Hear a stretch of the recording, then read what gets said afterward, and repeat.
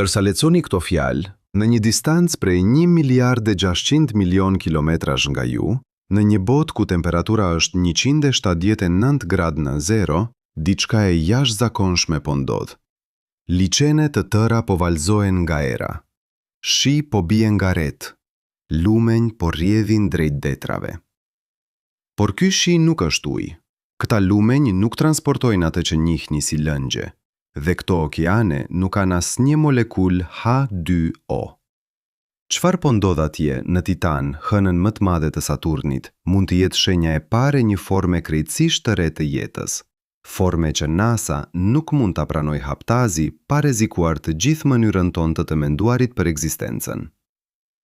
Në vjetor të vitit 2004, në laboratorin propulzues të reaktivëve në Pasadena, një ekip shkencëtarësh drejtuar nga Caroline Porco po e ndiqte me frymë të ndalur diçka që askush nuk e kishte parë kurrë më parë. Sonda Cassini, e ndërtuar nga NASA në bashkëpunim me Agjencinë Evropiane të Hapësirës, sapo kishte lëshuar modulin Huygens drejt sipërfaqes së Titanit. Pas 7 vjetësh udhëtimi nëpër sistemin diellor, pas miliarda dollarësh investimi, po afrohej momenti i së vërtetës. Çfarë po fshihej në shtresën e trash portokallit të atmosferës së Titanit? Shtresë që është më e dendur se atmosfera e tokës. 2 orë e gjysmë më kozgjati zbrita. Gjatë gjithë kohës, Huygensi po dërgonte të dhëna. Dhe çdo sekondë re po zbulonte një botë që nuk duhej të ekzistonte sipas gjithçkaje që dinim. Temperatura 179 gradë nën zero. Në kushte të tilla, çdo gjë që njihni si lëngje duhet të jetë gur i ngurtë. Uji është më i fortë se betoni. Dioksidi i karbonit është akull i pastër. Dhe megjithatë, imazet po tregonin diçka të pamundur. Kanale të gërshetuara si rrjete lumenjsh, brinjë të lëmuara nga erocioni, viza bregdetare. Del të ku dukshëm diçka rrjedhte, grumbullohej, ndryshonte peizazhin. Çdo detaj në ato fotografi po thëriste të njëjtën gjë. Në Titan ka cikel hidrologjik aktiv. Por si mund të ekzistojë cikel hidrologjik ku uji është shkëmb? Përgjigja erdhi kur spektrometrat e Huygensit analizuan përbërjen e atmosferës. 85% azot, 15% metan, dhe pastaj gjurmë të diçkaje më komplekse: etan, propan, acetilen, butadien, benzen. Lista e hidrokarbureve organike ishte kaq e gjatë sa disa shkencëtar filluan ta quanin Titanin një eksperiment kimik me madhësinë e një hëne. Në temperatura prej 179 gradë nën zero, metani bëhet për Titanin ajo që uji është për tokën. Metani është lëng. Metani avullohet dhe formon re. Metani bie si shi. Metani krijon lumenj dhe i mbush oqeanet. Dhe kjo nuk është thjesht një kuriozitet egzotik. Është mjedis krejtësisht funksional, ku kimia ndodh në mënyra që ne sapo po fillojmë ta kuptojmë. Skani i parë me rezolucion të lartë i bregut verior të Titanit, i realizuar nga Cassini në vitin 2007, zbuloi një strukturë që i lagoi hapur edhe shkencëtarët më skeptik. Ligari Kraken Mare, një oqean metani kaq i madh sa sipërfaqja e tij kalon 500.000 km2. Për krahasim, Liçeni Superior, oqeani më i madh i ujit të ëmbël në tokë, ka sipërfaqe prej 82.000 km2. Ligari Kraken Mare është 6 herë më i madh. Dhe nuk është vetëm. Ligari Punga Mare, ligari Ontario Lacus në jug. Ligjet më të vegjël me qindra të shpërndara kryesisht në rajone polare. Një hartë komplet e ujrave të Titanit, nëse do të mund ta krijonit, do të ngjante çuditshëm njohur. Shumë si një version i shtrembruar i tokës, ku oqeanet nuk janë bosh, por plot me hidrokarbureve që në planeti ton i digjim për energji. Por këtu fillon vërtet çuditësia. Sipas çdo modeli të kimisë planetare, metani në Titanin duhet të ishte konsumuar para shumë kohësh. Radiacionet e ashpra të diellit edhe në atë distancë thëjnë molekullat e metanit. Procesi është i pashmangshëm. Brenda rreth 10 milion vjetësh, një pëllëmb kohe në shkallën gjeologjike, gjithë metani i Titanit duhet të ishte shndërruar në substanca më komplekse dhe të ishte depozituar në sipërfaqe si luç organik. Megjithatë, Titanit ka rreth 1/2% të masës së tij në formë metani atmosferik dhe lëngshëm. Si është e mundur kjo? Ekziston vetëm një shpjegim logjik. Diçka po prodhon metan të ri. Diçka po e rifreskson vazhdimisht furnizimin. Por çfarë? Vulkanizëm kriogen, vulkane që përzihen ujë dhe amoniak në vend të shkëmbit të shkrirë? Të dhënat tregojnë se kjo është një pjesë e përgjigjes. Cassini identifikoi disa struktura që mund të jenë kriogenike, vende ku përzierje ngrohtë e ujit dhe hidrokarbureve vëshet në sipërfaqe si lava e ftohtë. Por është një mundësi tjetër. Mundësi që disa shkencëtarë e përshpritin me kujdes, ndërsa të tjerët e refuzojnë me të madhe. Ajo mundësi quhet jeta. Në vitin 2005, Chris McKay, astrobiologe në Universitetin e Arizonës, botoi një artikull teorik që shkaktoi stuhi. Titulli ishte i thjeshtë: A mund të ekzistojë jeta bazuar në metan? Por përmbajtja ishte revolucionare. McKay paraqiti një model biokimik ku qelizat nuk përdorin ujë si tretës, por metan të lëngshëm. Këto qeliza, të cilat ajo i quajti azotosoma, do të kishin membrana krejtësisht të ndryshme nga gjithçka që njihni. Jo fosfolipide dyllor si të qelizat tona, por molekula të ndërtuara nga azot, karbon dhe hidrogjen që qëndrojnë fleksibël në temperatura ku uji është shkëmb. Ideja u konsiderua spekulim i çmendur, derisa një grup kimistësh në Universitetin Cornell, drejtuar nga Paulette Clerics dhe James Stevenson, e testuan matematikisht modelin. Në vitin 2015, ata publikuan simulime që tregonin se një strukturë që quhet akrilonitril azot membranat mund të formohen spontanisht në metan të lëngshëm në temperatura të titanit. Këto nuk ishin thjesht spekulime, ishin molekula që mund të ndërtonin veshje qelizore funksionale, të afta, të mbështesin gradient kimik, të ndanin brendësinë nga jashtësia, të krijonin hapësirë ku reaksionet biokimike mund të ndodhin në mënyrë të kontrolluar. Por a ka vërtet akrilonitril në titan? Cassini dha përgjigjen në vitin 2017. Spektrometrat zbuluan shenja të qarta të akrilonitrilit në atmosferën e titanit, veçanërisht në lartësi ku temperatura dhe presioni janë optimale për formimin e strukturave komplekse. Dhe koncentracionet nuk ishin gjurmë. Ishin të mjaftueshme për të ndërtuar pothuajse 10 milion qeliza për çdo centimetër kub të ajrit. Imagjinoni për një moment çfarë do të thotë kjo. Në tokë, jeta bazuar në ujë përdor ujë si tretës universal, fosfatin për energji, aminoacide për struktura proteinike. Gjithçka që njihni si jetë është ndërtuar në atë arkitekturë. Por në titan, nëse një formë jete ekziston, ajo do të ishte kaq e ndryshme fundamentale, sa pothuajse do të na dukej se nuk është fare jetë. Do të përpunoj metan në vend të ujit. Do të funksionoj në 179 gradë nën zero. Do të ushqej me hidrokarbureve që për ne janë djegshme, dhe metabolizmi i saj do të ishte kaq i ngadalt për shkak të temperaturave të ulta, sa një cikel riproduese mund të kërkonte jo ditë apo javë, por shekuj ose madje mijëra vjet. Këtu futen të vënat më të çuditshme të Cassinit. Në vitin 2008, analiza spektrale e sipërfaqes së titanit tregoi diçka të pazakontë. Në zona të caktuara, pranë brigjeve të liçeneve të metanit, ka konsum të misterozës të hidrogjenit dhe acetilenës. Këto substanca janë duke u zhdukur, por jo përmes proceseve gjeologjike normale. Shpejtësia e konsumit nuk përputet me asnjë model biokimik të njohur. McKay dhe kolegët e saj propozuan një shpjegim të guximshëm. Nëse ekziston jeta bazuar në metan, ajo do të kishte nevojë për një burim energjie. Në tokë, shumica e jetës aerotonike merr energji duke kombinuar ushqim me oksigjen. Në titan nuk ka oksigjen të lirë, por aty ka hidrogjen, shumë prej tij, dhe ka hidrokarbure komplekse si acetilena.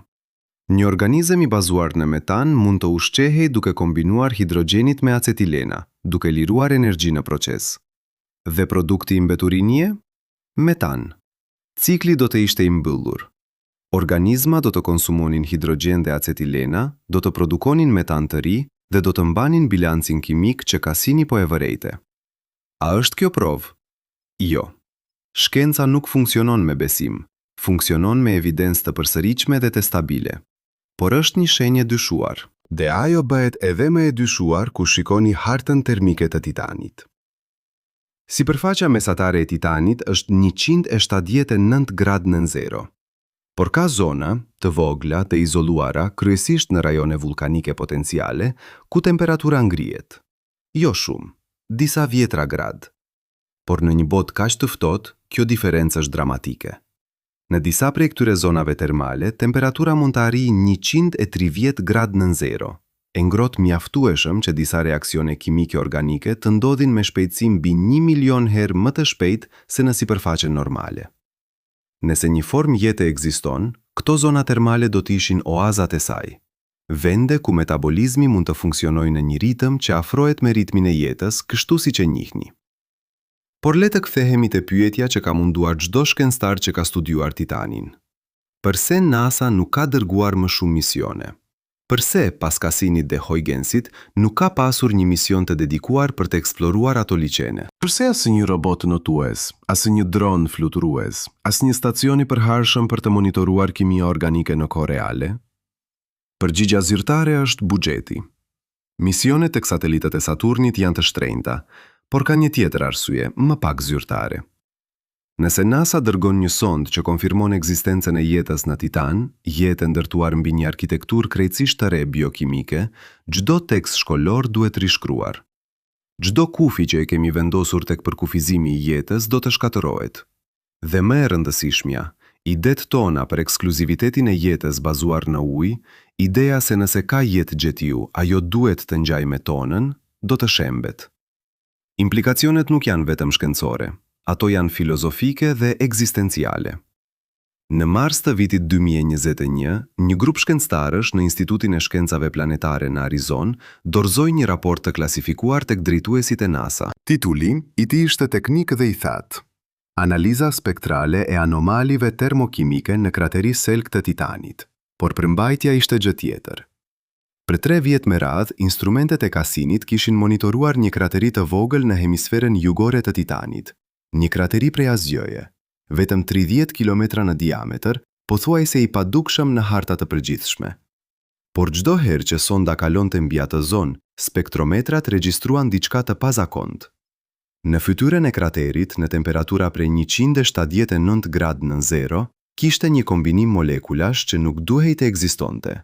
Akrilonitril në përqendrje 50 herë më të larta se mesatarja atmosferike, cianid hidrogjeni në gjurma që sugjerohen sintezë aktive, dhe më e çuditshme, shenjat e dicetilenit, një molekulë organike kaq e paqëndrueshme sa në kushte normale, ajo zbërthehet brenda disa orësh. Por në krateri Selk, dicetileni po qëndronte. Jo vetëm kjo, por i mbushej vazhdimisht. Diçka po e prodhonte atë në kohë reale. Kur një kimist organik lexon të dhëna të tilla, truri i tij nuk kërkon shpjegim gjeologjik, ai kërkon sintezë biokimike. Sepse në tokë, dicetileni prodhohet kryesisht nga organizma që përdorin reaksione enzimatike shumë specifike. Ato reaksione kërkojnë kontroll të hollë mbi temperaturë, presion dhe pH. Kërkon mjedis ku kimia nuk është kaotike, por e organizuar. Dhe këtu fillojnë të bien njëra pas tjetrës hipotezat e thjeshta. Mund të ishte vulkani kriogen? Të dhënat termike tregojnë se krateri Selk nuk ka burim të brendshëm ngrojeje që do të justifikonte shpërthim aktiv. Mund të ishte bombardimi nga rezatimi kozmik që po krijonte molekula të reja? Simulimet tregojnë se në atë intensitet, rezatimi do të shkatërronte dicetilen më shpejt se sa do ta krijonte. Mund të ishte thjesht rastësi, një kombinim i pazakontë i kushteve atmosferike. Probabiliteti statistikor për atë kombinim të mbajtur stabil për 3 vjet është më pak se 1 pjesë në 1.000.000. Por raporti nuk u bë kurrë publik. Në vend të publikimit, NASA e rikonceptoi misionin Dragonfly, një helikopter robotik që duhet të nisë drejt Titanit në vitin 2027 dhe të arrijë në vitin 2034. Planet fillestare kishin për qëllim eksplorimin e rajoneve polare ku liqenet janë më të mëdha. Por në vitin 2022, NASA ndryshoi destinacionin. Dragonfly do të ulet në rajonin ekuatorial pranë kraterit Selk. Arsyeja zyrtare?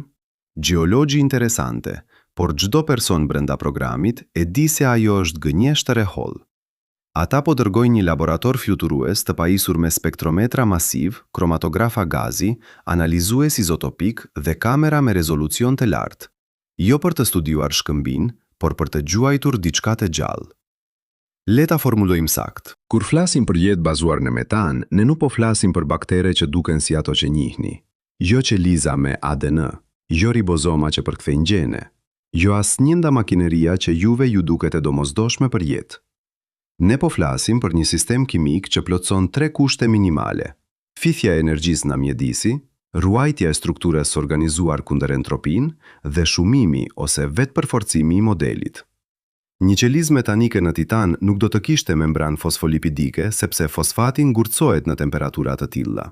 Në vend të saj, do të përdorte molekula azotozomu, struktura të ndërtuara nga azot, hidrogjen dhe karboni që formojnë veshje fleksible në mjedis me metan të lëngshëm. Ato nuk do të kishin ADN, sepse heliksi dyfishore bëhet i brisht në të ftohtë ekstreme. Në vend të tij, do të mund të përdornin molekula të tjera të kapacitetit informacion, ndoshta polimerat të nitrilit ose strukturave të bazuara në azot heterociklik. Procesi i tyre metabolik nuk do të ishte oksidim, por hidrogenim, marrje e energjisë përmes kombinimit të hidrogenit me acetilena, duke prodhuar metan si mbeturin. Në vitin 2018, një grup biokimistësh në Universitetin e Washingtonit në Seattle, i udhëhequr nga William Baines dhe Sarah Walker, provuan të ndërtojnë një model kompjuterik të një qelize teorike metanike. Ata filluan me një pyetje të thjeshtë. Çfarë është struktura më e thjeshtë që mund të quhet jetë në mjedis me metan? Rezultati ishte një skemë që për një biolog duket si fantashkencë. Membrana azotozomu me trashësi 3 molekula. Brenda saj, një trecire hidrokarbureve të lehta ku ngjiten molekula katalizuese të bazuara në kobalt dhe nikel, metale që në atë temperaturë bëhen enzimat ideale, sepse strukturat e tyre elektronike mbeten fleksibile. Këto enzima katalizojnë një reakcion të vetëm, kombinimi i hidrogenit me acetilena duke formuar etan dhe duke liruar rreth 120 kJ energji për mol. Energjia derdhet në molekula të tjera, polimera të gjata organike që ruajnë informacion në formën e sekuencave të nitriliteve. Dhe kur qeliza thith mjaft energji, membrana dobësohet në një pikë specifike, qahet në dysh dhe formohen 2 qeliza të reja. Jo riprodhuese si në bakteret e tokës, më tepër si ndarje spontane e një fluske sapuni që bëhet shumë e madhe. A është kjo jetë? Sipas përkufizimit darwinian të ngushtë, jo.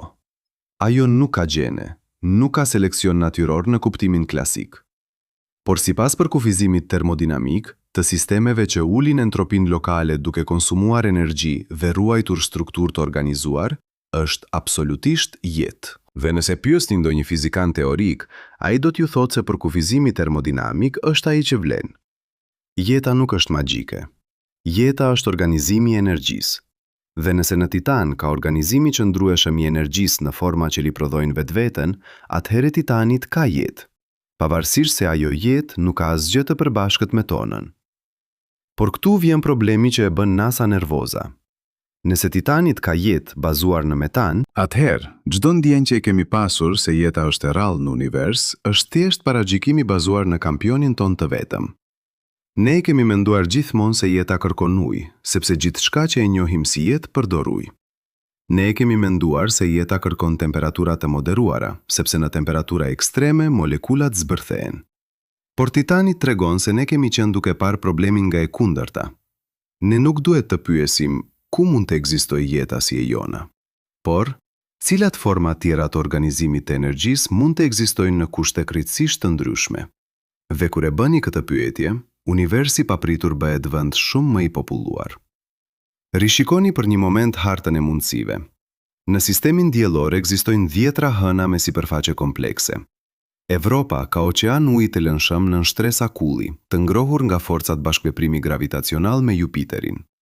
Enceladus përkatin kolona uji nga polet e tij, kolona që përmbajnë molekula organike dhe shenja të aktivitetit hidrotermal. Ganimedasi ka shtresa të shkrifta në nujore. Kalisto mund të ketë oqean të njëllmët. Dhe pastaj është Titanit, një botë ku uji është shkëmb dhe metani luan rolin e ujit.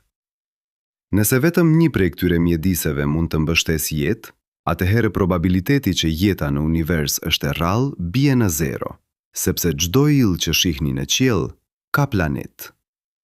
Dhe një fraksion i madh i këtyre planetëve kanë hëna. Dhe nëse hënat mund të kenë jetë jo vetëm në zonën e banuar, por në çdo distancë ku ekziston energji e mjaftueshme për të mbajtur kimia të lëngshme, atëherë galaksia është e mbushur me miliarda vende ku jeta mund të ekzistojë. Por kthehuni te ajo që nuk po ju thuhet. NASA nuk flet hapur për këtë, sepse çdo deklaratë e tillë do të shkaktonte një stuhi publike. Njerëzit do të kërkonin prova definitive. Politikanët do të kërkonin fonde masive për misione konfirmuese. Institucionet fetare do të ishin të detyruar të rishikojnë doktrina themelore. Dhe më e keqja, mediat do ta shformzonin temën deri në pikën ku shkenca humbet në zhurmë. Kështu që strategjia është heshtje e kujdesshme. Dërgoni sonda, mblevni të dhëna, botoni artikuj teknik në revista shkencore që lexohen nga pak qindra specialist, dhe kur mos e përdorni fjalën jetë në tituj zyrtar. Përdorni sintagma si aktivitet biogjenik potencial ose anomali biokimike e pasgjidhur. Mos tërhiqni vëmendje. Derisa të keni prova kaq të forta sa askush nuk mund t'i kundërshtojë. Le të shohim se çfarë do të quhet provë definitive. Dragonfly do të ulet në Titan në vitin 2034. Për 2 vjet e gjysmë, ai do të fluturojë mbi sipërfaqe, do të zbresë në vjetra vende, do të marrë kampion të lëngut nga liçenet, do të analizojë përbërjen kimike të ajrit dhe tokës. Nëse gjen molekula të strukturuara në mënyrë që nuk shpjegohet me sintezë spontane, sekuenca polimerike jo rastësore, ndarje izotopike që sugjeron metabolizëm selektiv, ciklicitet kimik që përsëritet me modele të njëjta në vende të largëta, atëherë ajo do të jetë shenjë forte jetës.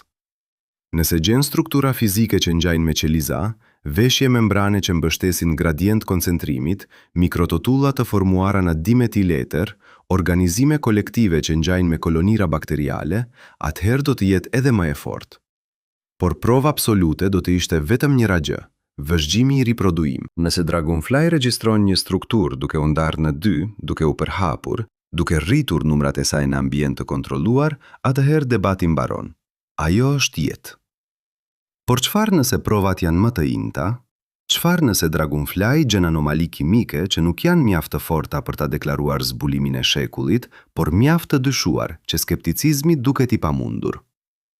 Atëherë ne do të mbetemi në fazën ku jemi tani, në hapësirën e pezullimit intelektual, ku di se diçka e jashtëzakonshme po ndodh, por nuk mund ta provosh përfundimisht. Kjo është tortura e shkencës moderne. Ne e dim se universi është i madh. Ne e dim se kimia organike është kudo. Ne e dim se jeta në tokë e ka shfrytzuar çdo mjedis ku ekziston energji e lëngshme, nga burimet hidrotermale në fund të okeaneve deri në shkëmbinjtë e thellë të shkretirës. Pse do të ishte Titanit përjashtim? Pse do të ishin hënat e Jupiterit përjashtim? Pse do të ishte e gjithë galaksia përjashtim? Përgjigjja e sinqertë është se nuk ka përjashtim. Por prania e jetës në vende si Titanit nuk provon vetëm se jeta është e zakonshme. Ajo provon diçka më thellë. Se jeta nuk është aksident historik që ndodhi në tokë dhe që ndoshta mund të përsëritet diku tjetër. Jeta është një formë universale e organizimit të materjes në prani të rrjedhës së energjisë. Ajo është si kristalet. Kudo ku kushtet janë të sakta, ato formohen. Nuk ka nevojë për përsëritjet e historisë. Nuk ka nevojë për mrekulli. Thjesht ka nevojë për energji, për tretës të lëngshëm, për molekula që mund të bashkohen dhe të ndahen, dhe për kohë. Dhe universi është i mbushur me vende ku të trija janë të pranishme. Kjo është arsyeja pse zbulimi në Titan është më shumë se thjesht zbulimi një lloji të ri jete. Është vërtetimi i një parimi filozofik themelor, se ne nuk jemi qendra e botës. Jo vetëm gjeografikisht, atë e dim që prej Kopernikut. Jo vetëm nga pikpamja e evolucionit, atë e dim që prej Darwinit, por edhe biokimikisht. Forma jonë e jetës nuk është modeli i vetëm. Arkitektura jonë, ADN, RNA, proteinat, uji si tretës, është një zgjidhje e mundshme, por jo e vetmja. Titanit ofron një zgjidhje tjetër, dhe në të ardhmen, në eksoplanet të largëta ose në hëna që si kemi zbuluar ende, do të gjenden zgjidhje të tjera, forma të tjera, organizime të tjera. Dhe çdo herë që zbulojmë një të re, kufit që i kemi vënë vetes do të bien njëri pas tjetrit si kulla prej letrash.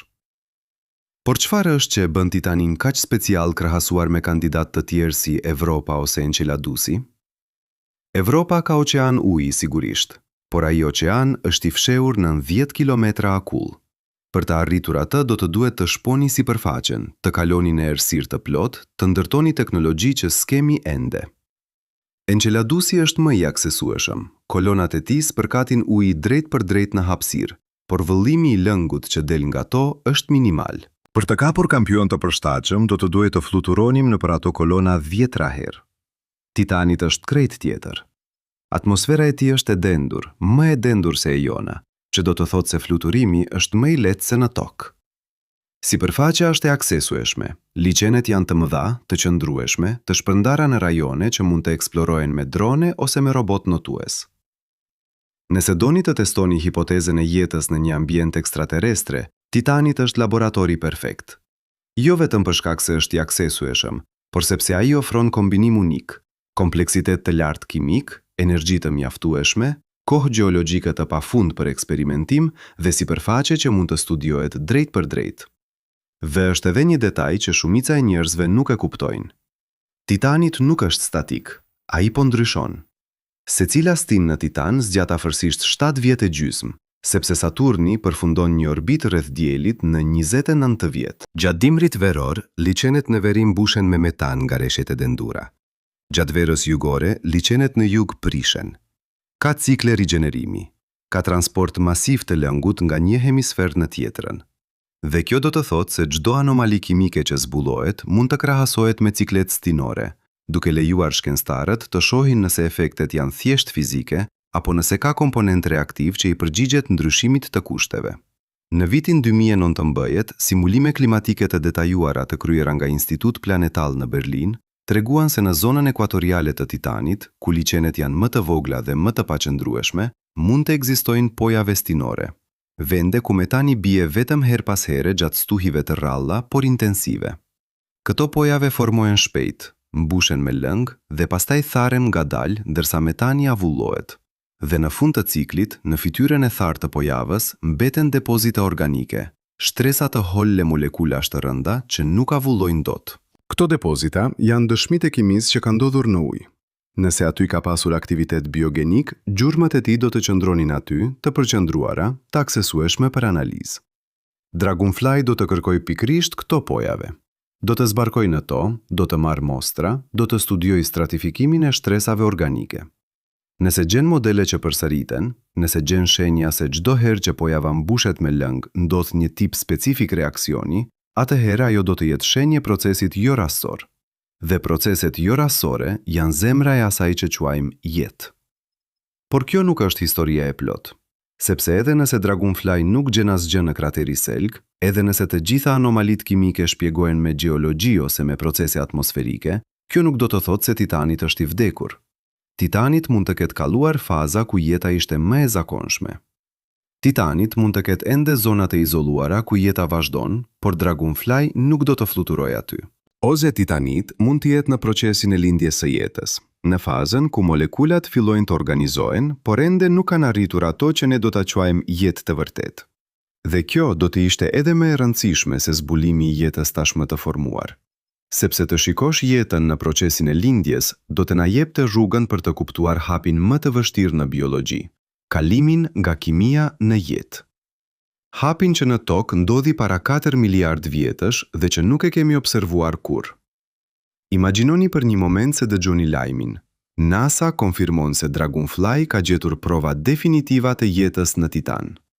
Jo spekulim, jo anomali të pasgjidhura, por fotografi të strukturave që lëvizin, që riprodhohen, që ndërveprojnë me mjedisin. Si do të ndryshonte bota?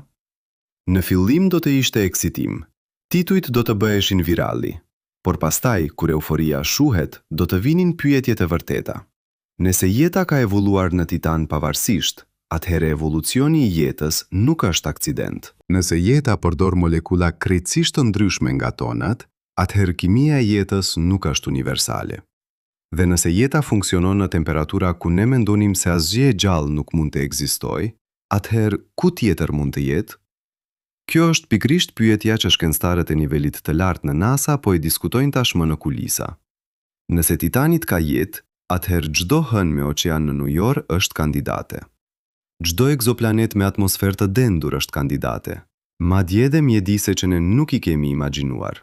Retor të nxehtë gasos ku molekulat organike mund të ekzistojnë si avuj, ose planet shkëmbor me sipërfaqe të shkrirë ku jeta mund të jetë bazuar në silikate të lëngshme në vend të ujit. Kur e heqim limitin që jeta duhet të ngjajë me tonën, lista e vendeve të mundshme bëhet e pafund.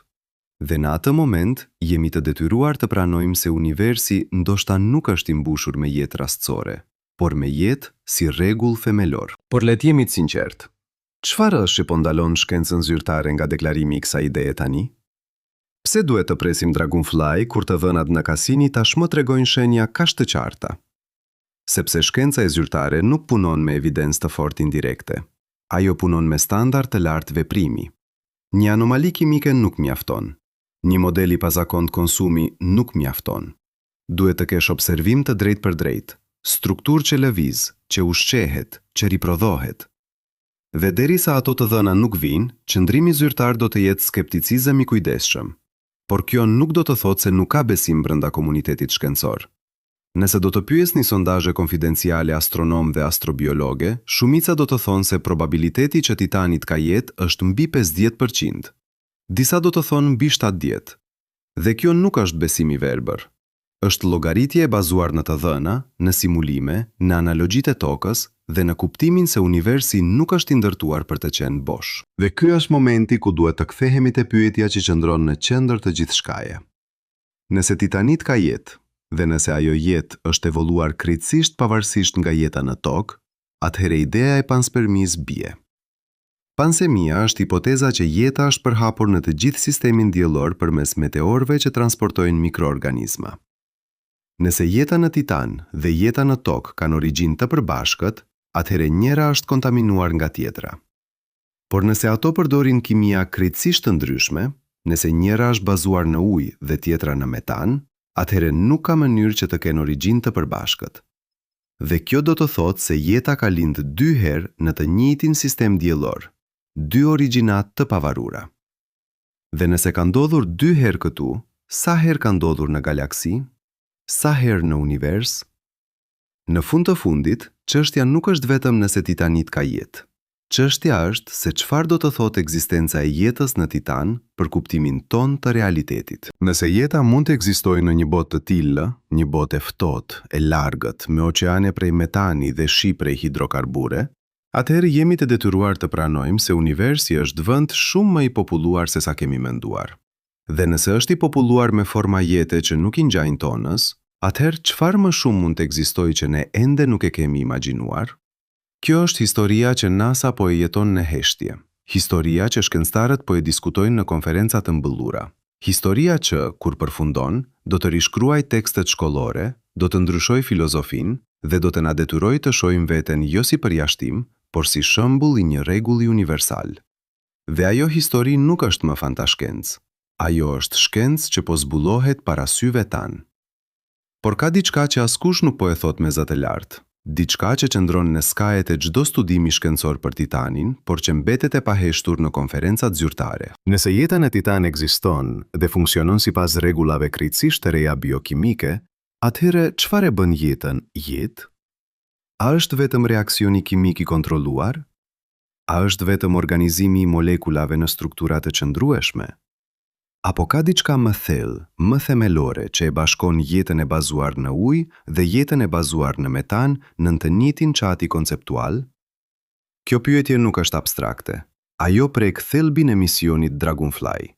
Sepse nëse ne nuk mund të përcaktojmë çfarë po kërkojmë, si do ta njohim kur ta gjejmë? Imagjinoni se Dragonfly zbarkon pranë liçenit Ontario, merr mostër nga uji i tij i metanit të lëngshëm dhe zbulon molekula që konsumojnë energji dhe riprodhojnë strukturat e ngjashme. A do të ishte kjo jetë? Sipas përkufizimit ton aktual, po. Por çfarë nëse ato molekula nuk kanë ADN? Çfarë nëse ato nuk kanë asnjë analog të proteinave? Çfarë nëse tërë procesi ndodh kaq ngadalë sa një cikël riprodhuese zgjat 500 vjet? Kjo është granica ku shkenca përplaset me filozofinë. Dhe është pikrisht në këtë pikë ku shumica e skeptikëve ndallojnë. Ata thonë se pa prova të drejtë për drejta, të gjitha këto janë spekulime. Dhe në një sens ata kanë të drejtë. Por skepticizmi nuk do të thotë mohim. Skepticizmi do të thotë kërkesë për evidencë më të fortë. Dhe evidenca po vjen. Në vitin 2022, një grup shkencëtarësh në Universiteti i Tokios botoi një studim që testoi një hipotezë të thjeshtë. Ata morën metan të lëngshëm, e ftohën në 180 gradë nën zero dhe shtuan përzierje të hidrokarbureve që Cassini kishte zbuduar në titanin. Pastaj shtuan energji, rreze ultraviolete që simulonin rrezatimin diellor. Brenda 6 muajsh, ata observuan formimin spontan të struktura komplekse që ngjiteshin me sipërfaqen e enës. Këto struktura nuk ishin vetëm molekula të rastishme. Ato ishin të organizuara. Ato kishin kufi të përcaktuar. Ato kishin brendësi të diferencuar nga jashtësia. Dhe kur shkencëtarët i shqyrtuan ato në mikroskop elektronik, pamja ishte befasuese. Strukturat dukeshin si vezikula, fluskëza të mbyllura me shtresë të dyfisht që ngjante çuditshëm me membranën qelizore. Por nuk ishin bërë nga fosfolipide. Ishin bërë nga akrilonitrili, nga hidrogjeni i cianuar dhe nga molekulat të tjera që në tokë konsiderohen toksike. Ky eksperiment nuk provoi ekzistencën e jetës në Titan, por ai provoi diçka më të rëndësishme. Ai provoi se në kushtet e Titanit, organizimi spontan i strukturave komplekse nuk vetëm që është i mundshëm, por është i pashmangshëm. Jepni kohë, jepini energji dhe kimia do të provojë rend nga kaosi. Dhe rendi është fillimi i jetës. Por ka një paradoks këtu që duhet kuptuar. Sa më i ftohtë të jetë mjedisi, aq më ngadalë ndodhin reaksionet kimike. Në tokë, në temperatura normale, një reakcion enzimatik ndodh në nanosekonda. Në Titanin, i njëjti reakcion mund të kërkojë ditë. Kjo do të thotë se metabolizmi i çdo forme jete në Titanin do të ishte miliona herë më i ngadaltë se yni. Një organizëm që në tokë do të jetonte 1 vit, në Titanin do të jetonte pothuajse 1 milion vjet. Një baktere që në tokë përfundon divizion qelizor në 20 minuta, në Titanin do të nevojiteshin 50 vjet për të bërë të njëjtën gjë. Kjo ngadalshmëri nuk është pengesë. Ajo është thjesht shkallë tjetër kohe. Dhe është pikërisht kjo që e bën Titanin kaq intrigese. Nëse një formë jete ekziston atje, ajo nuk do të jetë shpejt dhe agresive si jeta në tokë. Ajo do të jetë ngadalt, e qëndrueshme, pothuajse e përjetshme nga pikpamja jonë. Një organizëm që lind në fillim të një periudhe gjeologjike mund të jetojë deri në fund të saj. Dhe në atë kohë, ai mund të akumulojë informacion, të përvojë, ndryshime në mjedis, të përshtatet në mënyra që ne nuk mund t'i imagjinojmë. Ky është koncepti që disa astrobiologe e quajnë jetë gjeologjike. Jetë që nuk matet në vite, por në epoka. Jetë që nuk është e interesuar për ekspansion të shpejt, por për qëndrueshmëri afatgjatë. Jetë që funksionon në një shkallë kohë kaq të ngadaltë sa nga pikpamja jon do të dukej pothuajse statike. Por nuk do të ishte statike. Ajo do të ishte thjesht e përshtatur për një univers ku koha rrjedh ndryshe. Dhe këtu është momenti ku duhet të flasim për temën që shkencëtarët e shmangen. Temën që tinglon si shkencë fantazi, por që në fakt është pyetje plotësisht legjitim. Nëse jeta në Titanin ekziston, dhe nëse ajo është kaq e ngadaltë sa një cikël jetësor zgjat mijëra vjet, a do të mund ta identifikojmë fare? A do të njohim një organizëm që lëviz kaq ngadalë sa për ta parë në veprim do të duhej ta filmoj me kamera për shekuj? Dragonfly nuk do të ketë këtë kohë. Mision do të zjas 2 vjet. Edhe nëse zbulon struktura që duken si qeliza, nuk do të ketë kohë të shohin ndonjë ndryshim. Do të merr foto, do të bëj analiza kimike, do të dërgoj të dhëna. Por nëse jeta që kërkon lëviz me shpejtësi gjeologjike, asgjë prej asaj që do të observoj nuk do të duket si jetë për ne. Do të duket si formacion gjeologjik, si struktura kimike e pazakontë, si anomali që s'mund të shpjegohet plotësisht, por që as nuk mund të konfirmohet si biologjike. Ky është problemi themelor i astrobologjisë moderne. Ne po kërkojmë jetë që i ngjan tonës. Por çfarë nëse jeta që ekziston, gjetiu është kaq e ndryshme sa kriteret tona të identifikimit nuk funksionojnë? Çfarë nëse po shikojmë drejt për drejt në jetë dhe nuk e shohim sepse nuk po e njohim si të tillë? Kjo nuk është filozofi abstrakte. Kjo është problem praktik që NASA po përpiqet ta zgjidhë tani. Në vitin 2023, një panel astrobiologe nga 6 vende mblodhi në Institut Kalteknik për të hartuar atë që quhet Protokolli i identifikimit të jetës egzotike. Objektivi ishte të krijonin listë kriteresh që nuk varen nga biokimia specifike e tokës. Në vend se të kërkojnë ADN, proteinat ose qeliza me membrana fosfolipidike, ata vendosën 3 kritere më universale. E para, organizimi i brendshëm që nuk është rastësor. E dyta, shkëmbimi i energjisë me mjedisin. E treta, aftësia për të replikuar strukturën e vet. Në teori kjo tingëllon e thjesht, por në praktik kjo hapi portën për interpretime kaq të gjera sa çdo kristal mineral mund të konsiderohet kandidat për jetë. Kristalet janë të organizuara. Ato marrin energji nga tretësi në të cilin rriten dhe ato replikojnë strukturën e vet duke zgjeruar rrjetën kristalore. Por askush nuk do të thoshte se kristali është i gjallë. Kështu që paneli shtoi një kriter të katërt, informacioni trashëgueshëm që ndryshon me kalimin e kohës dhe që përmirëson përshtatshmërinë. Me fjalë të tjera, evolucion. Por këtu hyn problemi i radhës. Sa kohë duhet të observosh një strukturë për të parë nëse ajo po evoluon? Në tokë, bakteret evoluojnë në ditë. Ne mund t'i shohim mutacionet në kohë reale. Por në Titanin, një cikël evolucionar mund të kërkojë mijëra vjet. Dragonfly nuk do të jetë atje aq gjatë. Asnjë mision njerëzor nuk do të jetë. Dhe kjo do të thotë se edhe nëse Titanit ka jetë që përputhet plotësisht me të gjitha kriteret tona, ne ndoshta nuk do të mund ta konfirmojmë deri në një epokë kur teknologjia jonë të jetë avancuar aq shumë sa të mund të lëm stacione monitoruese afatgjat që funksionojnë për shekuj. Kjo është ironia e astrobologjisë.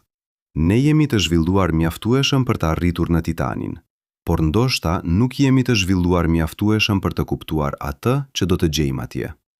Dhe kjo është arsyeja pse disa shkencëtar thonë se në vend se të kërkojmë jetë në kuptimin tradicional, duhet të fillojmë të kërkojmë kompleksitet të organizuar që nuk shpjegohet plotësisht nga proceset fizike të njohura.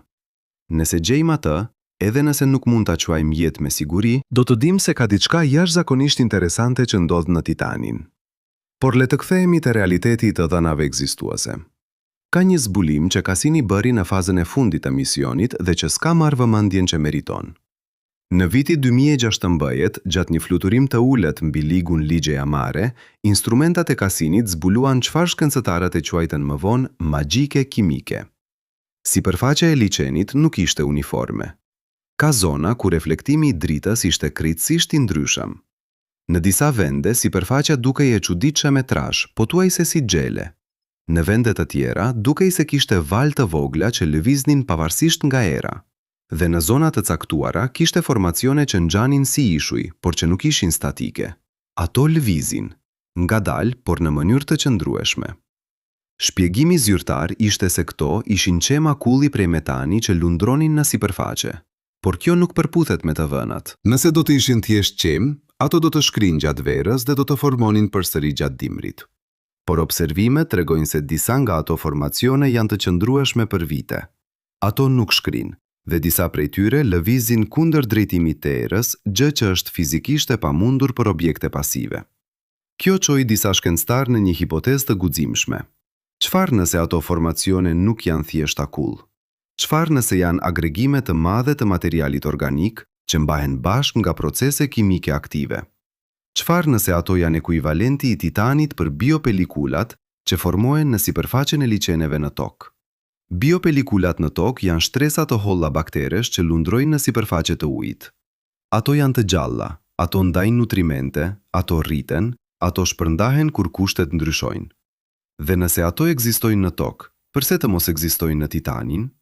Vetëm se në vend të baktereve bazuar në ujë, do të ishin agregime të organizmave bazuar në metan. Organizma që lundrojnë në sipërfaqe, që marrin energji nga rezatimi diellori dobët, që përpunojnë hidrokarbure dhe që lënë pas gjurmë kimike. Kjo hipotezë nuk është provuar, por as nuk është hedhur poshtë, dhe është pikërisht lloji i hipotezës që Dragonfly do të jetë në gjendje ta testojë. Nëse ajo zbarkon pranë një prej këtyre formacioneve lundruese, nëse merr mostër dhe zbulon organizim që nuk shpjegohet nga kristalizimi i thjesht, atëherë do të kemi arsye të fortë të mendojmë se kemi gjetur diçka të jashtëzakonshme. Por edhe nëse nuk gjen asgjë, edhe nëse çdo anomali shpjegohet me procese fizike të njohura, kjo ende nuk do të thotë se Titanit është bosh. Do të thotë vetëm se vendet ku Dragonfly do të shikojë nuk kanë jetë aktive në atë moment. Titanit është hënë e madhe. Ligjet e tij mbulojnë miliona kilometra katror. Dhe ne po planifikojmë të eksplorojmë një copës të vogël të saj. Është si të zbarkosh në një ishull të vetëm në tokë dhe të konkludosh për gjithë planetin bazuar në atë që sheh atje. Kjo na sjell tek pyetja që qëndron në sfond të gjithë çkaje. Përse NASA, me të gjitha burimet e saj, me të gjithë ekspertizën, me të gjithë teknologjinë, nuk po dërgon flot sondazh në Titanin? Përse vetëm një mision? Përse vetëm një zbarkim? Përse nuk po trajtojmë Titanin me urgjencën e njëjtë që do ta trajtonim nëse do të kishim zbuluar planet tjetër në sistemin ton diellor, që ka oqeane dhe atmosferë? Përgjigjja zyrtare është se misioni Dragonfly është fillimi, jo fundi. Nëse rezultatet janë premtuese, misionet e ardhshëm do të pasojnë. Por ka edhe një përgjigje jo zyrtare që rrjedh nga brenda komunitetit shkencor. Disa shkencëtar kanë frikë, jo frikë nga dështimi, frikë nga suksesi. Sepse nëse Dragonfly konfirmon jetë, presioni për të dërguar misione të tjera do të rritet eksponencialisht. Buxhetet do të rishpërndahen, prioritetet do të ndryshojnë. Dhe më e rëndësishmja, do të hapet kutia e Pandorës e pyetjeve etike. Nëse ka jetë në Titanin, a kemi të drejtë ta shqetësojmë atë? A kemi të drejtë të marrim mostra që mund të vrasin organizma? A kemi të drejtë të kontaminojmë mjedisin e tyre me bakteret tona? Këto pyetje nuk janë abstrakte. Ato janë plotësisht reale dhe ato po diskutohen tani në Komitetet Ndërkombëtare të Astrobologjisë. Dhe derisa nuk ka përgjigje të qarta, disa thonë se duhet të ecim me kujdes. Por kjo qasje ka një problem themelor. Nëse presim derisa të kemi përgjigje perfekte për çdo pyetje etike, nuk do të eksplorojmë kurrë. Sepse çdo veprim ka pasoja, çdo zbulim hapi pyetje të reja. Dhe nëse paralizohemi nga frika e gabimit, do të humbim mundësinë të kuptojmë univers që na rrethon. Kjo është dilemë që qëndron në zemër të eksplorimit njerëzor, që nga momenti kur njeriu i parë shikoi yjet dhe pyeti çfarë ka atje lart. Dhe kjo na sjell tek momenti i vërtet themelor i kësaj historie. Titanit nuk është vetëm hënë e largët e Saturnit. Titanit është pasqyrë. Pasqyrë që reflekton pyetjet tona më themelore për veten. Çfarë është jeta? Sa e veçantë është? Sa e rrallë? Sa e qëndrueshme? Dhe nëse ne nuk jemi të vetëm, nëse universi është i mbushur me forma jete që nuk i ngjajnë tonës, çfarë do të thotë kjo për pozicionin ton në kosmos? Shekuj të tërë, njeriu ka menduar se jemi qendra. Qendra e universit, qendra e krijimit, qendra e kuptimit. Dhe çdo zbulim shkencor që kemi bërë ka shkatërruar atë iluzion. Koperniku na tregoi se toka nuk është qendra e sistemit diellor. Hubble na tregoi se sistemi diellor nuk është qendra e galaksisë. Dhe galaksit janë aq të shumta sa nuk ka qendër fare. Por tani po zbulojmë diçka edhe më të rëndësishme. Jeta jon, me gjithë kompleksitetin dhe bukurinë e saj, ndoshta nuk është modeli universal. Ajo është thjesht një zgjidhje nga një numër i pafund zgjidhje të mundshme. Dhe kjo është arsyeja përse zbulimi në Titanin do të ishte kaq i rëndësishëm. Ai nuk do të na jepte vetëm të dhëna, ai do të na jepte perspektivë. Do të na detyronte të shikonim veten jo si përjashtim, por si shembull, jo si mrekulli unike, por si rezultati pashmangshëm i ligjeve që qeverisin univers. Dhe ndoshta më në fund, do të na lironte nga pesha e vetmisë kozmike që kemi mbajtur për kaq kohë. Por le të jemi realiste. Edhe nëse Dragonfly gjen jetë, edhe nëse çdo anomali kimike që ka zbuluar Cassini konfirmohet si biologjike, ne do të jemi vetëm në fillim të kuptimit. Do të na duhen dekada për të analizuar të dhënat. Do të na duhen shekuj për të kuptuar si funksionon ajo jetë. Dhe ndoshta do të na duhen mijëra vjet përpara se të mund të komunikojmë me të, në qoftë se ajo është e aftë për komunikim. Sepse këtu është paradoksi përfundimtar. Nëse jeta në Titanin është kaq e ngadaltë sa një mendim merr 100 vjet për t'u formuar, komunikimi me të do të ishte praktikisht i pamundur. Ne do të dërgojmë sinjal dhe do të prisnim dekada për përgjigje. Dhe edhe nëse vinte përgjigje, ajo mund të ishte aq e ndryshme nga çdo gjë që njohim, sa nuk do ta njihnim si komunikim fare. Kjo është realiteti i astrobologjisë moderne. Ne po kërkojmë diçka që mund të jetë jashtëzakonisht e ndryshme nga ne, dhe përpasoj, çdo zbulim do të na detyrojë të ripërkufizojmë jo vetëm se çfarë është jeta, por çfarë do të thotë të jetosh fare. Sepse në fund të fundit, dallimi mes jetës dhe jo jetës ndoshta nuk është kaq i qartë sa mendojmë. Ndoshta ekziston një spektër, dhe ajo që gjejmë në Titanin mund të jetë diku në mes. Dhe këtu fillon diçka që shumica e njerëzve nuk e presin. Sepse kur flasim për jetë në Titanin, ne nuk po flasim për një version më egzotik të asaj që njihni. Po flasim për diçka që shkakton kolaps të plot të modeleve që kemi përdorur për të kuptuar biologjinë. Dhe momenti kur e kuptoni këtë, momenti kur vërtet e kuptoni, është momenti kur çdo gjë që keni menduar për univers fillon të duket e vogël dhe e kufizuar. Le të fillojmë me një fakt që duket i thjesht, por që është thellësisht shqetësues. Në tokë, metabolizmi i organizmave është i kalibruar nga temperatura. Sa më e lartë temperatura, aq më shpejt ndodhin reaksionet kimike. Bakteret në trupin tuaj kryejnë miliona reaksione në sekond. Qelizat tuaja rinovojnë strukturat e tyre çdo ditë. Mendjet tuaja përpunojnë informacion në milisekonda. E gjithë kjo ndodh sepse temperatura mesatare e trupit tuaj është 37 gradë mbi zero. Një temperaturë ku molekulat lëvizin shpejt, ku lidhjet kimike tyen dhe formohen me lehtësi, ku energjia qarkullon me ritëm të shpejt. Por në Titanin, temperatura është 179 gradë nën zero. Në atë temperaturë, çdo proces kimik ngadalsohet me faktor eksponencial. Nuk është thjesht 2 fishi më i ngadalt, as 10 fishi. Në disa raste, reaksionet kimike që ndodhin në sekonda në tokë do të merrnin muaj në Titanin. Dhe kjo do të thotë se nëse ekziston jetë atje, ajo jeton në një dimension kohor krejtësisht të ndryshëm nga yni. Imagjinoni për një moment se jeni organizm i bazuar në metan në Titanin. Ju nuk mendoni me shpejtësinë e njeriut. Ju nuk lëvizni me shpejtësinë e bakteres. Një impuls nervor, nëse keni diçka që i ngjan nervave, mund të kërkoj orë për të udhëtuar nga një skaj i trupit tuaj në tjetrin. Një mendim, nëse organizimi juaj është mjaft kompleks për të patur mendime, mund të kërkoj javë për të formuar plotësisht. Dhe një cikel riproduktiv mund të kërkoj shekuj. Për ju që jetoni në një botë ku koha matet në ditë dhe vite, kjo do të dukej si ngurtësi, si ngadalësi e padurueshme. Por për atë organizëm, kjo është normalja. Ajo është shpejtësia e jetës. Dhe kur e shikoni nga ajo perspektiv, çdo gjë ndryshon. Sepse koha nuk është absolut. Ajo është relativ. Dhe në një botë ku metabolizmi është 10.000 herë më i ngadaltë se në tokë, një shekull në Titanin mund të jetë ekuivalent eksperiencial i një dite në tokë.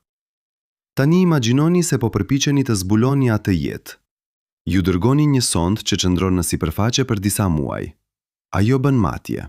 Ajo regjistron të dhëna, dhe pastaj largohet. Por për organizmin e bazuar në metan, këto disa muaj janë sa një pëllhëmb kohe. Është si të përpiqeni të zbuloni qytetërim njerëzor duke observuar një qytet për 5 sekonda. Ju do të shihnit ndërtesa, por nuk do të shihnit njerëz duke lëvizur. Nuk do të shihnit makina. Nuk do të shihnit asgjë që tregon jetë aktive, sepse pëllhëmba kohës që keni për observim nuk është e mjaftueshme për të kapur një cikel të plot të veprimtarisë. Kjo është një nga sfida më të mëdha që përballet astrobologjia moderne. Si mund të zbulosh jetë kur ajo jeton në një ritëm kohor kaq të ndryshëm nga yti, sa observimi yt është pothuajse i padobishëm? Dhe këtu vjen kundërshtimi që kam dëgjuar 10 herë nga skeptik. Ata thonë, nëse jeta në Titanin është aq e ngadaltë, atëherë ajo nuk mund të evoluojë, sepse evolucioni kërkon riprodukim të shpejt, mutacione, seleksion natyror. Dhe nëse një organizëm riprodhohet vetëm një herë në një shekull, atëherë evolucioni do të ishte aq i ngadaltë sa praktikisht do të ishte i ndaluar. Por ky kundërshtim bazohet në një supozim të gabuar.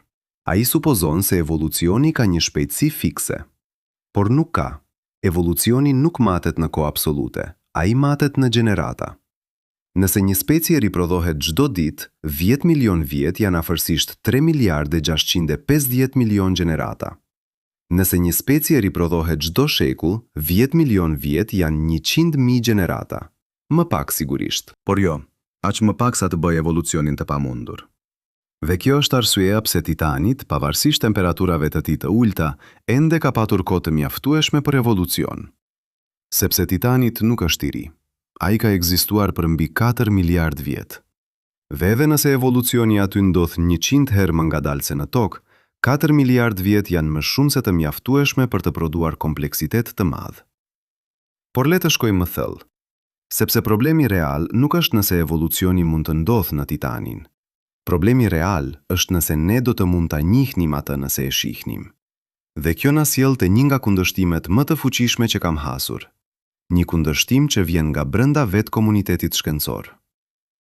Në vitin 2020, një grup astrobiologësh drejtuar nga Sara Seager në MIT botoi një artikull me titull provokativ. A mund të ekzistojë jetë që ne nuk mund ta zbulojmë? Në atë artikull, ata argumentonin se kriteret tona për të zbuluar jetë janë të kalibruara për të zbuluar jetë si e jonë. Ne kërkojmë ADN, ne kërkojmë aminoacide, ne kërkojmë ujë, ne kërkojmë procese që ngjajnë me ato që njihni. Por çfarë nëse jeta në Titanin nuk përdor asnjë nga këto? Çfarë nëse arkitektura e saj është aq e ndryshme sa instrumentat tanë nuk mund ta dallojnë nga proceset gjeologjike? Kjo nuk është fantazi. Kjo është shqetësim legjitimi bazuar në kufizimet e teknologjisë sonë. Dragonfly me gjithë sofistikimin e saj është projektuar për të kërkuar shenja të njohura të jetës. Ajo do të kërkojë molekula organike, të cilat në tokë lidhen me biologjinë. Ajo do të kërkojë sinjale kimike që tregojnë metabolizëm. Por nëse jeta në Titanin nuk prodhon molekula organike si tonat, nëse metabolizmi i saj nuk lë gjurmë që instrumentat tanë të mund t'i lexojnë, atëherë Dragonfly mund të fluturojë mbi kolon të plota organizmash dhe të mos e zbulojë asgjë. Dhe kjo është momenti ku duhet të jemi plotësisht të sinqertë. Sepse shpesh, në dokumentar si ky, ju dëgjoni premtime të mëdha, ju dëgjoni se zbulimi është i afërt, ju dëgjoni se misioni i ardhshëm do të jap përgjigje. Por realiteti është më kompleks dhe më i vështirë. Realiteti është se ne jemi duke eksploruar me instrumenta të projektuar për të kuptuar vetëm një version të jetës, versionin që njihni. Dhe nëse universi ka prodhuar versione të tjera, ne ndoshta nuk do t'i njihnim edhe nëse do të shkonim drejt për drejt në to. Por kjo nuk do të thotë se duhet të dorëzohemi. Kjo do të thotë se duhet të jemi më të sinqertë për atë që dim dhe atë që nuk dim. Dhe këtu është lista e asaj që nuk dim, ve që duhet ta pranojmë nëse dëshirojmë të bëjmë shkencë të mirë në vend të propagandës. 1. Ne nuk e dim nëse jeta mund të ekzistojë pa ujë. Teoria thotë që po, simulimet tregojnë që po, por nuk e kemi parë kurrë. Dhe derisa të mos e shohim, është spekulimi bazuar në fizik, por jo fakti verifikuar. 2. Ne nuk e dim nëse metabolizmi i ngadalt mund të prodhojë kompleksitet të mjaftueshëm për të krijuar diçka që ne do ta njihnim si jetë. Është e mundur që në temperatura shumë të ulta, reaksionet kimike të jenë aq të kufizuara sa kompleksiteti biologjik të mos mund të zhvillohet përtej formave shumë të thjeshta. 3. Ne nuk e dim nëse ekziston kufi inferior temperature për jetën. Disa shkencëtarë argumentojnë se në një temperaturë të caktuar, termodinamika nuk lejon më organizim të mjaftueshëm. Të tjerë thonë se kjo është thjesht paragjykimi bazuar në jetën që njihni, por nuk ka evidencë eksperimentale për asnjë rënë. 4. Ne nuk e dim nëse mund të ekzistojë jetë pa informacion të trashëgueshëm si ADN. Në teori, çdo sistem që ruan dhe transmeton informacion mund të shërbejë, por nuk e kemi observuar asnjëherë një sistem të tillë që funksionon në praktik. Dhe 5. Ne nuk e dim nëse anomalitë kimike që Cassini ka zbuluar janë vërtet biologjike apo thjesht procese gjeologjike që ne nuk i kemi kuptuar ende plotësisht. Këto nuk janë dobësi të shkencës. Këto janë kufi të ndershmërisë intelektuale. Dhe fakti që ne mund t'i pranojmë këto kufi është pikërisht ajo që e bën shkencën më të fuqishme se çdo sistem tjetër i besimit. Sepse shkenca nuk pretendon të di gjithçka. Ajo pretendon të di atë që ka provuar dhe të pranojë se gjithçka tjetër është ende në proces hetimi.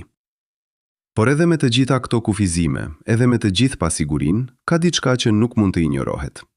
Ka diçka në të dhënat e Cassinit që nuk përputhet me asnjë model zhobanologjik që kemi. Dhe ajo diçka quhet anomalia e hidrogjenit. Le të shpjegojmë saktësisht çfarë është kjo. Në atmosferën e sipërme të Titanit, rrezatimi ultraviolet nga dielli thyen molekulat e metanit. Ky proces krijon hidrogjen të lirë.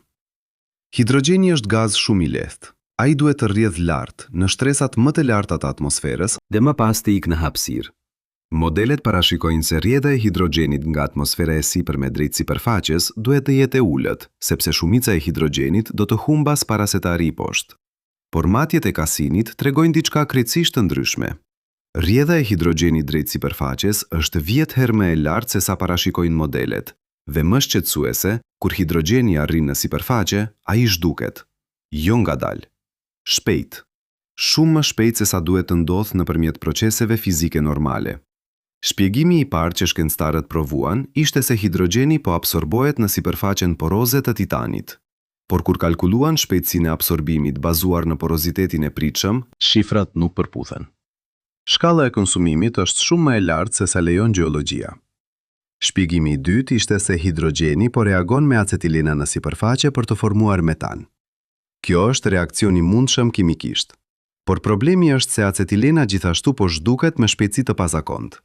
Dhe kur matni raportin e konsumimit të hidrogenit dhe acetilenës, ai përputhet pothuajse perfekt me raportin që do të pritej nga një organizëm që ushqehet me këto dy substanca dhe që prodhon metan si produkt. Mbeturin.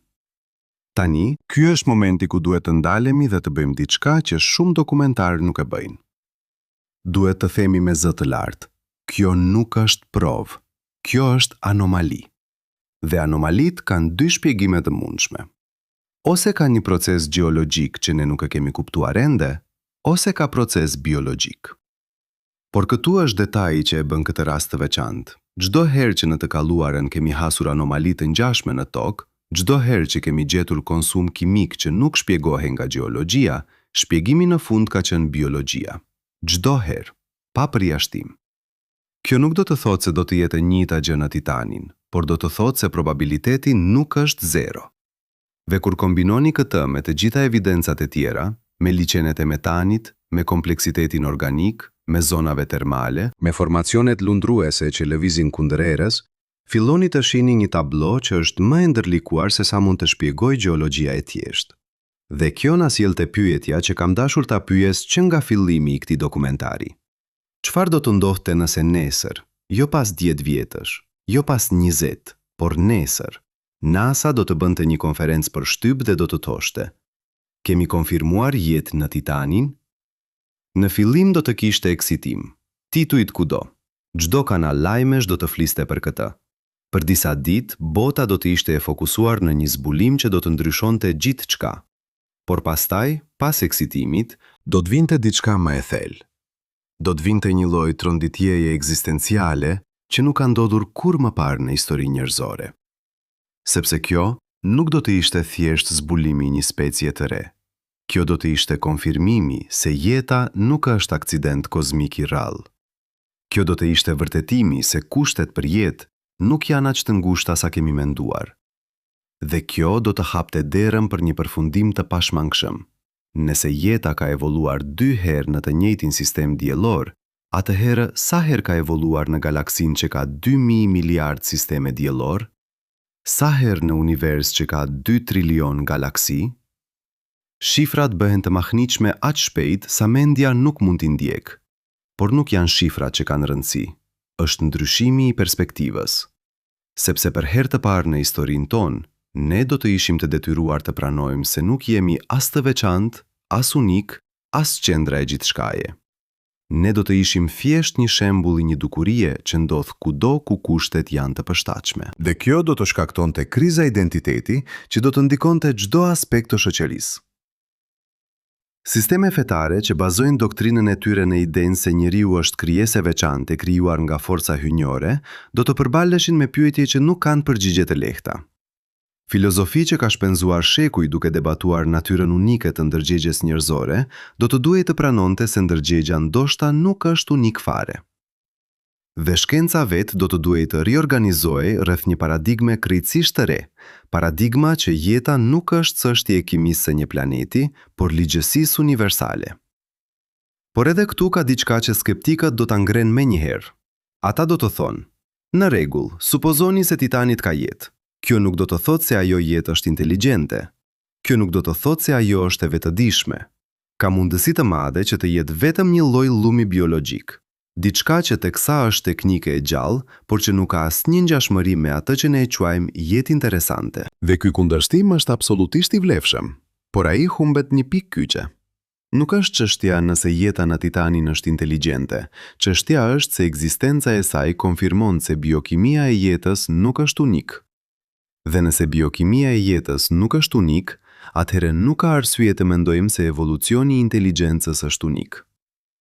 Nëse jeta mund të evoluojë në dy mënyra fundamentalisht të ndryshme, atëherë inteligjenca mund të evoluojë në mënyra që ne nuk i kemi imagjinuar ende. Dhe kjo na sjell te një nga idetë më shqetësuese që kam hasur në të gjithë kërkimin për këtë dokumentar. Ideja vjen nga një shkencëtar i quajtur Paul Davies, fizikan dhe astrobiologe që punoi për NASA për dekada. Davies argumenton se ne po kërkojmë jetë me supozimin se ajo do të ngjajë me tonën. Por ai thotë se supozimi është thelbësisht i gabuar. Ai thotë se për çdo formë jete që njihni, mund të ekzistojnë qindra forma të tjera që janë aq të ndryshme sa ne nuk do të njihnim si jetë, edhe nëse do të ishim duke shikuar drejt për drejt në to. Imagjinoni për një moment se një organizm që jeton në shkallë kohe 10.000 herë më të ngadaltë se njeriu. Për ty, një sekondë e njeriut do të ishte sa një pëllhëmb kohe. Ju nuk do të shihnit njerëzit duke lëvizur. Ju do t'i shihnit ata si statuja të palëvishme. Dhe nëse ndonjëherë një njeri do të provonte të komunikonte me ju, të fliste, të lëvizte, të bënte gjeste, ju nuk do ta kuptoni. Sepse për ju, fjalët e tij do të tinglonin si frekuenca shumë të ulta akustike që zgjatin për muaj. Lëvizjet e tij do të dukeshin aq të shpejta sa nuk do t'i kapnit fare. Tani ktheheni këtë në të kundërtën. Imagjinoni se ju jeni njeriu dhe po përpiqeni të zbuloni organizmin që jeton 10.000 herë më ngadalë. Ju do të shikoni një vend ku ai organizëm ndodhet dhe për ju ai do të dukej sigur si strukturë pa lëvizur, si diçka krejtësisht jo biologjike. Sepse lëvizja e tij do të ishte aq e ngadaltë sa instrumentat tuaja nuk do ta kapnin dot. Dhe kjo është dilemë që qëndron në zemër të astrobologjisë moderne. Ne po kërkojmë jetë me instrumenta të projektuar për të zbuluar lëvizje në shkallën tonë kohore. Por nëse jeta në Titanin jeton në shkallë kohe krejtësisht të ndryshme, atëherë është plotësisht e mundur që ne të shkonim atje, të bëjmë atje dhe të largohemi duke konkluduar se nuk ka asgjë, ndërsa në realitet po shkelim mbi jetë që thjesht nuk lëviz mjaftueshëm shpejt për t'u regjistruar nga sensorët tanë. Kjo nuk është spekulim i çmendur. Kjo është përfundim logjik i bazuar në fizikën e njohur, dhe ai na detyron të pranojmë diçka të pakëndshme, se edhe nëse dërgojmë Dragonfly, edhe nëse ajo eksploron Titanin për muaj, ne mund të humbasim jetën që është atje, thjesht sepse nuk po shikojmë me mënyrën e duhur. Por le të supozojmë për një moment se ne nuk e humbasim. Le të supozojmë se Dragonfly zbarkon, bën matjet e saj dhe gjen diçka që nuk mund të shpjegohet me gjeologji. Gjen struktura që lëvizin, gjen mostra që kanë organizim të qartë, gjen prova që dikush ose diçka po konsumon hidrogenit dhe po prodhon metan në mënyrë selektive. Në atë moment, çfarë ndodh? NASA do të duhej të bëjë diçka që nuk ka bërë kurrë më parë. Do të duhej të deklarojë zyrtarisht se jeta ekziston jashtë tokës. Dhe kjo deklarat do të kishte pasoja që shkojnë përtej shkencës. Do të ndikonte politikën, do të ndikonte ekonominë. Do të ndikonte mënyrën se si qeveritë shpenzojnë para, mënyrën se si religioni shpjegon ekzistencën, mënyrën se si njerëzit shohin veten në univers. Por ka një arsye pse NASA është aq e kujdesshme me fjalët që përdor. Ka një arsye pse çdo herë që kemi hasur anomali interesante, ajo ka thënë: "Kjo është interesante, por nuk është provë." Sepse momenti që NASA thotë, "Ne kemi gjetur jetë", ajo nuk mund ta kthej prapa. Ajo nuk mund të thotë më vonë, "Na vjen keq, ishim gabuar." Sepse besimi në shkencën si institucion do të goditet aq fort sa nuk do të rrim këmbej për gjenerata. Dhe kjo është dilemë e vërtet që përballet çdo shkencëtar që punon me të dhënat e Titanit. A duhet të flasim hapur për mundësinë e jetës kur nuk kemi provë definitive? Apo duhet të presim derisa të kemi provë absolute, edhe nëse kjo do të thotë të presim dekada ose shekuj? Unë do të them diçka që mund të mos jetë populore. Unë mendoj se duhet të flasim hapur. Jo me pretendimin se dim, por me pranimin se nuk dim. Duhet të themi me zë të lartë: Të vënat që kemi janë të mjaftueshme për të ngritur pyetje serioze. Ato nuk janë të mjaftueshme për të dhënë përgjigje definitive, por janë të mjaftueshme për të justifikuar eksplorimin e mëtejshëm. Dhe nëse nuk flasim hapur, nëse fshehim pasigurinë pas gjuhës teknike dhe deklaratave të kujdesshme zyrtare, ne po i bëjmë dëm jo vetëm shkencës, por edhe publikut që ka të drejtë të di se çfarë po zbulohet. Sepse në fund të fundit, kjo nuk është vetëm çështje e shkencës. Kjo është çështje e kuptimit njerëzor. Dhe nëse ka mundësi, edhe nëse është vetëm 50%, edhe nëse është 30%, edhe nëse është 10%, që ne po shikojmë shenjat e dyta të jetës në univers, atëhere kjo është një nga zbulimet më të rëndësishme që njerëzimi ka bërë ndonjëherë. Dhe ne nuk kemi të drejtë ta fshehin pasmuri skepticizmit të tepruar vetëm sepse kemi frikë nga reagimi i publikut. Por le të kthehemi te realiteti i asaj që dim dhe asaj që nuk dim. Sepse është e lehtë të humbazesh në spekulim, është e lehtë të fillosh të shohësh modele ku nuk ka. Dhe është pikërisht kjo arsyeja pse shkenca duhet të jetë e rrept, jo për të mbyllur mundësi, por për të siguruar që mundësitë që ndjekëm janë reale dhe jo thjesht projeksione të dëshirave tona. Pra këtu është lista definitive e asaj që ne dim për Titanin me siguri absolute, bazuar në të vënat e konfirmuara dhe të replikuara nga instrumente të shumta. 1. Titanit ka atmosferë të dendur me 85% azot dhe 15% metan. 2. Titanit ka liqene dhe oqeane lëngje të metanit në sipërfaqe. 3. Titanit ka cikel hidrologjik funksional, ku metani luan rolin që uji luan në tokë. 4. Titanit ka kimik organike shumë komplekse që përfshin qindra molekula të ndryshme. 5. Titanit ka konsum të pazakont të hidrogenit dhe acetilenës që nuk shpjegohet plotësisht nga modelet gjeologjike aktuale. 6. Titanit ka zona me temperatura relativisht të larta, ku proceset kimike mund të ndodhin me shpejtësi shumë më të lartë se në sipërfaqen mesatare. 7. Titanit ka formacione në sipërfaqen e liqeneve që lëvizin në mënyra që nuk përputhen plotësisht në modelet fizike të qenëve të akullit. Këto janë faktet. Të gjitha të tjerat, interpretimi i këtyre fakteve është ende në debat. Dhe pikërisht ky debat është zemra e shkencës. Sepse shkenca nuk është baza e përgjigjes, është procesi i zbulimit të përgjigjes. Dhe ndonjëherë, procesi merr kohë, por koha po mbaron, sepse Dragonfly do të zbarkojë në Titanin në vitin 2034. Ajo është 10 vjet larg, dhe në ato 10 vjet ne do të duhet të vendosim se çfarë po kërkojmë vërtet. Apo kërkojmë konfirmim të asaj që tashmë besojmë, apo po kërkojmë të vërtetën. Edhe nëse ajo e vërtet na detyron të pranojmë se kemi qenë gabim për gjithçka. Kjo është pyetja që qëndron në fund të gjithçkaje. Dhe përgjigja që japim do të përcaktojë jo vetëm se çfarë gjejmë në Titanin, por se si ne, si specie, shohim veten në univers. Dhe pikërisht këtu ndodh diçka që shumica e njerëzve nuk e presin. Pas të gjithë kësaj analize teknike, pas të gjitha spekulimeve për jetën në oqeanet e metanit, pas të gjitha debateve për biokimin alternative, ka një pyetje që qëndron mbi të gjitha të tjerat. Pyetje që nuk ka të bëjë me Titanin, por me ne. Imagjinoni për një moment se Dragonfly zbarkon në vitin 2034 dhe nuk gjen asgjë. Çdo anomali kimike shpjegohet, çdo formacion i dyshimt rezulton të jetë gjeologji e zakonshme. Çdo shenjë që menduam se ishte biologjike rezulton të jetë thjesht fizik që nuk e kuptuam plotësisht. A do të ishte kjo dështim? Shumica do të thonin po, por unë do të argumentoja se jo. Sepse dhe nëse nuk gjejmë jetë në Titanin, ne do të kemi mësuar diçka të jashtëzakonshme. Do të kemi mësuar se universi është vend ku kushtet për jetë ekzistojnë në forma që nuk i kishim imagjinuar. Dhe vetëm ky fakt është revolucionar. Por le të shikojmë skenarin tjetër. Le të shikojmë çfarë ndodh nëse Dragonfly vërtet gjen diçka. Jo spekulim, jo anomali të pasgjidhura, por prova të qarta. Struktura që organizohen, procese që nuk shpjegohen nga kimia jo aktive, një model që përsëritet dhe që tregon kompleksitet të drejtuar. Në atë moment, në sekondën që ajo e dhan konfirmohet, bota do të ndahet në dy periudha historike. Do të ketë njerëzimi përpara zbulimit të jetës së dytë dhe do të ketë njerëzimi pas. Dhe gjithçka që menduam se e dinim për pozicionin ton në univers do të duhet të riskruhet nga zero. Por këtu është ironia e madhe.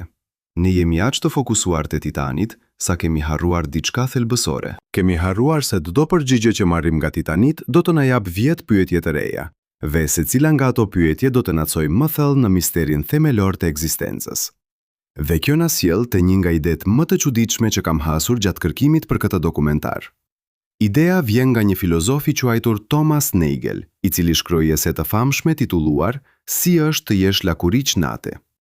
Ese nuk ka të bëjë me lakuriçt e natës fare, ka të bëjë me një pyetje shumë më thelbësore. A mund të kuptojmë ndonjëherë vërtet se si është të jesh diçka tjetër? Nagel argumenton se edhe nëse ne do të studiojmë të gjithë neurologjinë e lakuriçit të natës, edhe nëse do të hartonim çdo neuron dhe do të simulonim çdo proces mendor, ne ende nuk do të dinim se si ndjehet të jesh lakuriç nate. Sepse përvoja subjektive e qenies lakuriç nate është e paarritshme për ne. Ne mund të kuptojmë mekanizmat, por nuk mund të kuptojmë përvojën.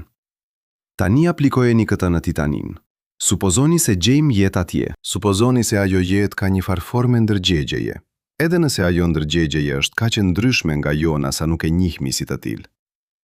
A do të mund ta kuptonim ndonjëherë se si është të jetosh në oqean metani në 179 gradë nën zero? A do të mund ta kuptonim se si është të perceptosh realitetin përmes organeve ndijore që janë të ndërtuara nga molekula që për ne janë ndjekshme?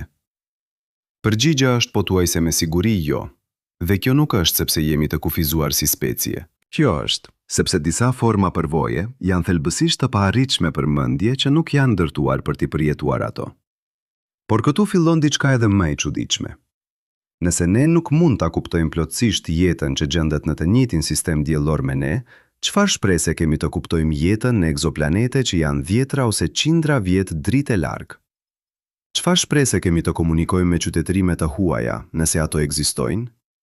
Dhe kjo na sjell te një nga paradokset më të mëdha të astrobologjisë moderne. Ne po kërkojmë për jetë inteligjente në univers. Por sa inteligjente duhet të jetë ajo që ne ta njihmi si inteligjencë? Nëse një specie komunikon përmes proceseve kimike që zgjatin dekada, a do ta njihnim si komunikim? Nëse një qytetërim ndërton struktura që rriten organikisht në vend që të ndërtohen mekanikisht, a do t'i njihnim si teknologji? Ka një shkencëtar i quajtur Carl Sagan që tha diçka të jashtëzakonshme. Ai tha se nëse ekzistojnë qytetërime të avancuara në univers, ato janë me shumë mundësi aq të avancuara përtej nesh sa ne nuk do t'i njihnim si qytetërime fare. Ne do t'i shihnim si procese natyrore, si fenomene fizike, si diçka që ndodh vetvetiu. Dhe nëse kjo është e vërtet, atëherë ka një mundësi tjetër shqetësuese. Mundësia që ne tashmë kemi observuar shenja të jetës inteligjente, por nuk i kemi njihur si të tilla sepse nuk i kemi kuptuar kontekstin, mundësia që çdo pulsim i çuditshëm nga një yll i largët, çdo model i pazakont në rrezatimet kozmike, çdo strukturë që nuk përputhet plotësisht në modelet tona, mund të jetë mesazh që thjesht nuk e kemi dekoduar dot. Dhe kjo na kthehen te Titanit me një këndvështrim krejtësisht të ri, sepse nëse ne vërtet gjejmë jetë atje, edhe nëse ajo jetë është thjesht llum bakterial që lëviz 1 centimetër për shekull, zbulimi ynë nuk do të jetë thjesht zbulim biologjik. Do të jetë zbulim filozofik. Do të jetë prova definitive që universi nuk është ndërtuar rreth nesh.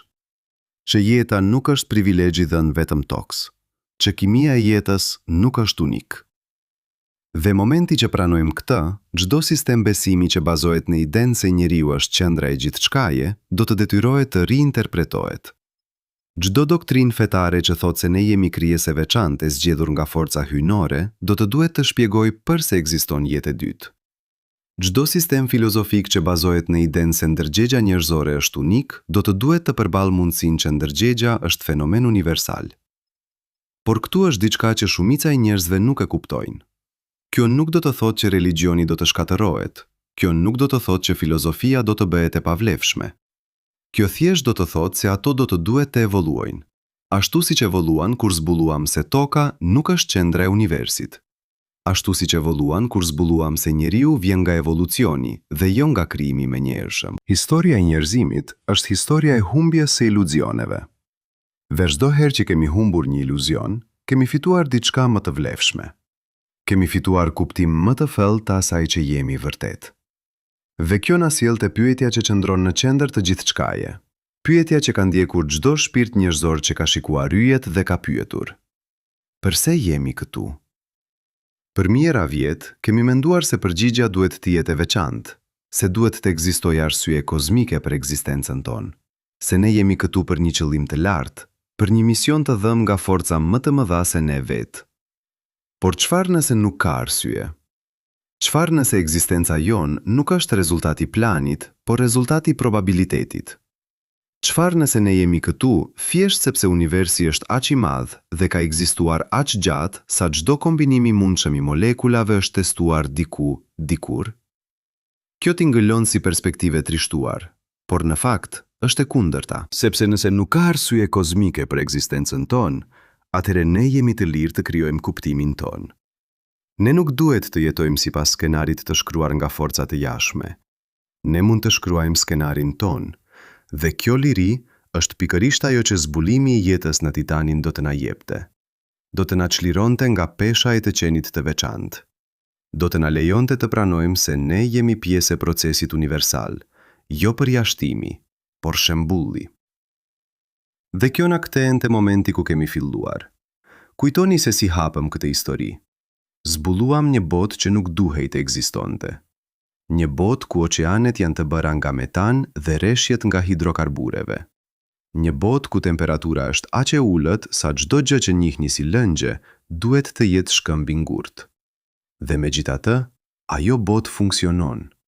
Ajo ka cikle, ajo ka veprimtari kimike, ajo ka gjithçka që nevojitet për jetën, vetëm se e ndërtuar në mënyrë krejt të ndryshme nga e jona. Por tani, në fund të kësaj historie, kemi mësuar diçka më të rëndësishme se çdo fakt individual për Titanin.